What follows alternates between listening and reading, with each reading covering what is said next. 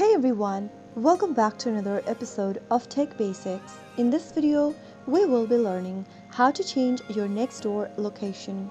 Nextdoor does not offer a feature to change your location within the app, so in order to change your location, you will need to go ahead and open up a web browser.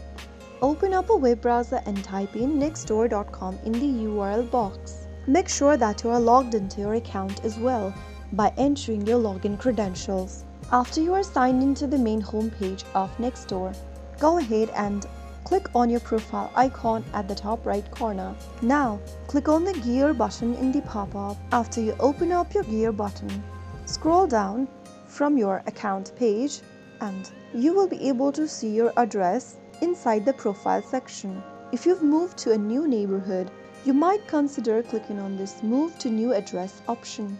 Now, enter your new address in the text box.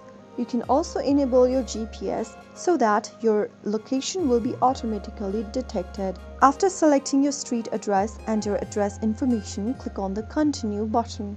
And you will then be able to change your address or your location on Nextdoor. So that is how you can easily change your Nextdoor location in just a couple of steps.